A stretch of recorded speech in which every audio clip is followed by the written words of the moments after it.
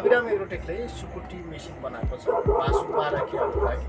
यो सानो मेसिन घरायसी परिवारको लागि हो भने यसमा 1 किलोसम्मको सुकुटी सुकाउन सकिन्छ, मासु सुकाउन सकिन्छ। मासु मात्रै होइन, फलफुल वा च्याउहरू लगायत सागसब्जी पनि सुकाउन पर्यो भने सुकाउन सकिन्छ। जुनसुकै महिना जुनसुकै समयमा घरमा सुकाउन पाए सुकाउन सकिन्छ। हेलो नमस्ते साथीहरू, तपाईँहरूलाई अबिराम इन्क्युबेटरमा स्वागत छ। आजको यस भिडियोमा हामीले तपाईँलाई व्यावसायिक ठुलो सुकुटी मेसिन देखाउनेछौँ।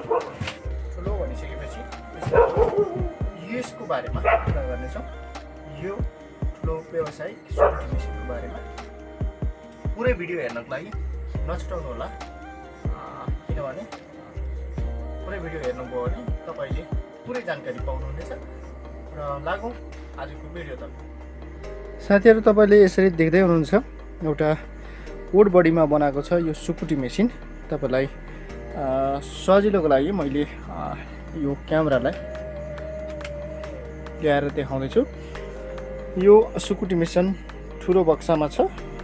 तपाईँलाई सुरुमा कन्ट्रोलर सिस्टमहरू देखाउँ। यसमा कन्ट्रोलर सिस्टम छ। एउटा बाकस बनाएको छु, यो राम्रो होस् भनेर, खासमा चिटिक्क देखियोस् भनेर। त्यसपछि यो पानी उडोस् भनेर दुईवटा दुलो बनाएको छु। दुईवटा दुलो छ र हेर्नको लागि सिसा छ। तपाईँले यसमा हेर्न सक्नुहुन्छ। र बोक्नको लागि यस्तो खालको दुईतिर छ बोक्नको लागि।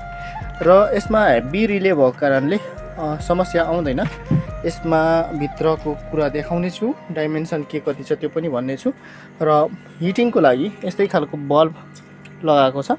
बल्ब सामान्यतः 40 वाटको लगाएर चलाउन सकिन्छ। एउटा होल्डरमा 40 वाटको, वा तपाईँले 100 वाट वा 60 वाट कति उपलब्ध हुन्छ त्यति वाटको लगाउन सकिन्छ। र यसको डाइमेन्सनको बारेमा पनि कुरा गरौँ, अर्थात् नापको बारेमा। म तपाईँलाई नापेर देखाउँछु। यसको लम्बाइ कति छ त भन्दाखेरि 38 इन्च, 3 फिटभन्दा बढी छ। तपाईँले देख्न सक्नुहुन्छ यसरी 38 इन्च। त्यस्तै चौडाइको कुरा गर्ने हो भने 2 फिट छ। यहाँ देख्न सक्नुहुन्छ 2 फिट चौडाइ। र उचाइ कति छ त? उचाइको लागि तपाईँले त्यो पनि देख्न सक्नुहुन्छ। झन्डै 14 इन्ची छ, 13.5 इन्ची, 14 इन्ची। यो बक्सा शुद्ध गर्ने हो भने अलिकति 16 इन्चीसम्म पुग्न आउँछ। र अब भित्र कुरा हेरौँ। यसमा सिम्पल यस्तो खालको चेस्किङ लगाएको छ। र भित्र यसरी तपाईँलाई ट्रे सिस्टम छ। यो ट्रे हो, यसमा मासु राख्न सकिन्छ। यसमा मासु राख्न सकिन्छ। यसमा झन्डै 10 किलो मासु